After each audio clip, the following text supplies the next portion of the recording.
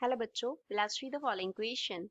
Find the de Broglie wavelength of an electron in a metal at 127 degrees Celsius and compare it with the mean separation between two electrons in a metal which is about 2 angstrom. Given H is equals to 6.63 into 10 raised to power minus 34 joule second. Mass of electron is 9.1 into 10 raised to power minus 31 kilogram and Boltzmann constant K is equals to 1.38 into 10 raised to power minus 23 joule per Kelvin. सो हमें इस question में एक metal का temperature दिया गया है 127 degree Celsius and क्या बोला है कि उसके लिए इलेक्ट्रॉन का हमें de Broglie wavelength find out करना है, देन उसको कंपेयर करना है किसके साथ, टू इलेक्ट्रॉन्स के एक मेटल में जो सेपरेशन होती है that is about 2 angstrom. Means हमें वैल्यू को किस में निकालना है, एंगस्ट्रॉम में निकालना है. So first of all we will talk about the key concept used in the question. इस question में क्या key concept use हो रहा है, तो इस question को हम solve करेंगे with the help of de Broglie's relation, de Broglie's wavelength. de Broglie's wavelength जो होता है वो किसके इक्वल होता है, इसको सपोज हमने लैम्डा से डिनोट किया तो ये किसके इक्वल होता है, it is equals to h that is Planck's constant given in the question upon में p होता है. p जो है वो यहाँ पे रिप्रेजेंट कर रहा है मोमेंटम को. p क्या होता है, मोमेंटम ऑफ इलेक्ट्रॉन. तो हमें मोमेंटम को टेम्परेचर के साथ रिलेट करना होगा, तो इसका टेम्परेचर के साथ रिलेशन होता है square root of 3 me that represents mass of electron into k Boltzmann constant into t. यहाँ पे क्या होता है, temperature. t here represents temperature, t temperature को रिप्रेजेंट करता है. तो ये रिलेशन हम यूज करके अब आप क्वेश्चन को सॉल्व करेंगे. अब इस क्वेश्चन में गिवन क्या है, we are given with the value of temperature is equals to 127 degree Celsius. तो इसको हम कन्वर्ट कर लेते हैं केल्विन में. So we can write 127 plus में हम क्या कर देंगे 273, तो आंसर केल्विन में मिल जाएगा. So it will be equals to 400 kelvin. 400 kelvin के इक्वल आ गया. तो अब P का रिलेशन लैम्डा में सब्स्टिट्यूट करते हैं पहले. So we can write lambda is equals to h upon p लिखा था हमने. सो h अपॉन क्या बन गया, square root of 3me k into t बन गया.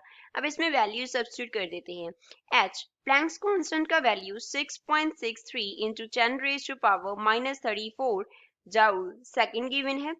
me mass of electron is 9.1 into 10 raised to power minus 31 kilogram है. The value of Boltzmann constant is 1.38 into 10 raised to power minus 23 and units क्या है, joule per Kelvin है. सभी values को इस equation में substitute करके हम lambda का value निकाल लेंगे. So lambda will be equals to 6.63 into 10 raised to power minus 34 divide by हमारे पास क्या आ गया, square root of 3 into me का value 9.1 into 10 raised to power minus 31 multiply by k that is 1.38 into 10 raised to power minus 23 multiply by t that is 400 Kelvin. तो ये सब terms को जो स्क्वायर रूट के अंडर है उनको पहले मल्टीप्लाई करती हैं.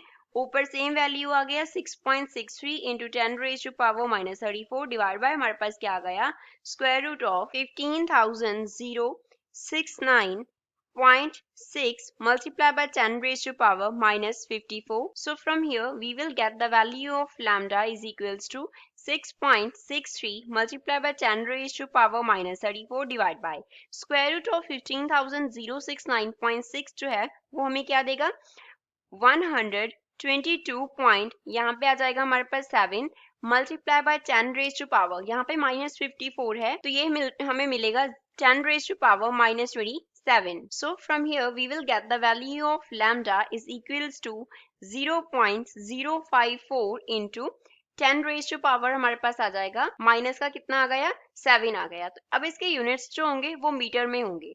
तो यहाँ से हम लैम्डा को क्या लिख सकते हैं, we can write lambda is equals to 54 multiply by 10 raise to power क्या आ जाएगा हमारे पास यहाँ पे माइनस 10 एंड यूनिट सेम रहेंगे मीटर, तो इसको एंगस्ट्रॉम में कन्वर्ट कर लेते हैं. We will get lambda is equals to 54 angstrom. अभी जो लैम्डा है वो 54 एंगस्ट्रॉम आ रहा है, तो लैम्डा जो है 54 एंगस्ट्रॉम वो क्या है, सेपरेशन से बहुत ग्रेटर है, is greater than lambda that is equals to 54 angstrom is greater than separation between electrons in metal.